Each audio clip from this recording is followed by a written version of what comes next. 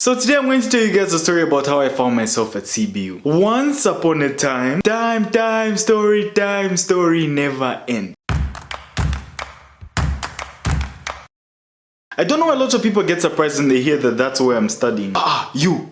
Aren't you supposed to be abroad? No, I am right here with you in the land of Dununa Rivers. This story starts the day I was born. In the beginning, yeah.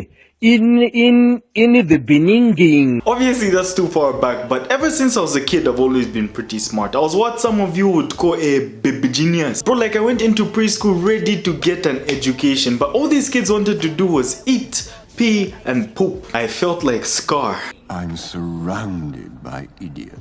I'm just kidding, I was actually one of them. In fact, funny enough, I was one of the last kids to stop pooping. I had trust issues with my buttocks. It's like it had a mind of its own. I'd feel it coming and I'll be out here like, just hold it in. And it was there like, get ready, it's already been released. My booty and I were both Zesco fans, but we were never united. But eventually it stopped because I learned to invest trust in my booty.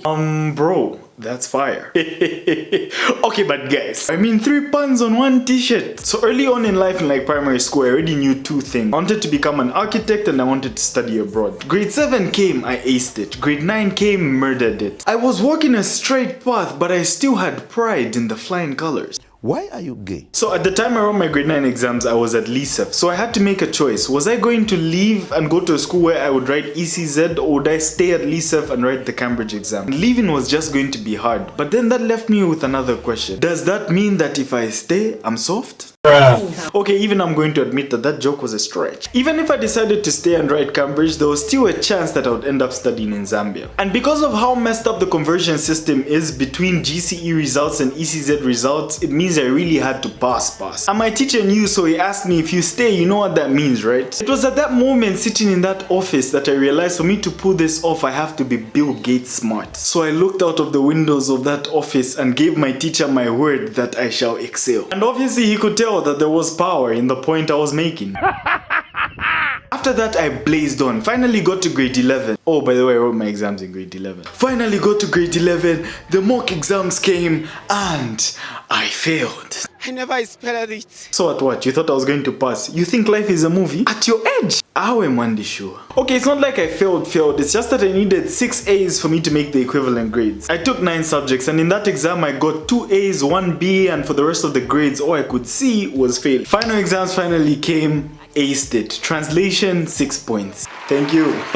Thank you. I would just like to thank Google. Before I even got my results, I enrolled into A-levels and I was like, I am going to the UK. So at this point, I'm back in school doing A-levels. Every day I would get up in the morning, look myself in the mirror and tell myself, you are handsome and you are intelligent. I was practicing Bemba just in case I found myself at CBU, but it wasn't that good. I was like, Oliwamano and you are a musuma. Beauty with glaze. At this point I was even practicing my British accent. I was just like, hello governor. Little did I know what I was supposed to be practicing for was Artisan Biggie Man. The Lord had different plans. Every architect I was talking to at the time was telling me it's better you start in Zambia, build your foundation and go abroad for your masters. I said, why are you trying to block my blessing? Man, you know what you are?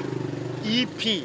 AKA enemy of progress. And my parents were also saying, you know, studying in Zambia, it isn't that bad. And I was just there like, what's happening? So they had me send in an application to CBU, got accepted 1 time, and I even got accommodation. What this meant was me doing A-levels and making an application later on was going to take more time than me just going to CBU. That's how my dad finally just put his foot down and said, look, you're going to CBU. I was like the Storm Powers in the Court series. I said, wait.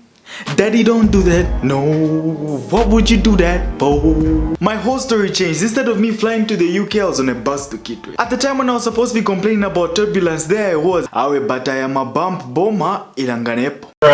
Time passes, finally touched down in Kitwe. I find the cab driver and I go there with my English manners. Good afternoon, sir. And he turns and looks at me. Which bondolaka? I say, are we greeting each other or are we fighting? I don't understand why people in Kitwe are so aggressive. You could just be standing there minding your own business and someone comes. Wekembo urepe mashan. Guys, I'm not even allowed to breathe. When my parents dropped me off at daycare, I didn't cry, but that day I shed a tear. Okay, maybe it was more than a tear. When I finally got to my room, I was heartbroken, but everyone kept on telling me, you have to be happy you have a room. So I had to act surprised. Oh my God! Wow! But here it felt like it was the size of a single room with 2 beds, and with the squatting situation we had to be 4 people. I said, is this accommodation or it's like a house party muka one room? You can't even fart in peace in your own room. You just fart niche, everyone suffocated. The worst part for me was the ablutions. Bear in mind I've never been to boarding school. What I saw in England, those were toilets. What I found at CBU, that was a chimbuzi. And a lot of people used to wonder why some uni students are always drunk. Can you use those toilets sober?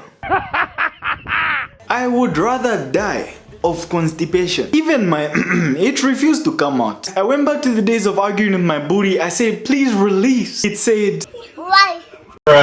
and that's how Joey found himself at CBU. And all the life-changing opportunities that I've gotten have happened while I was at CBU. So next time something that you really don't like happens to you, just remember that life is like COVID-19 in Zambia. It can go from 0 to 174 real quick. You don't know what's going to happen tomorrow, but at the end of the day, you just know that everything is going to be alright. Thank you for watching. See you in the next video and peace out.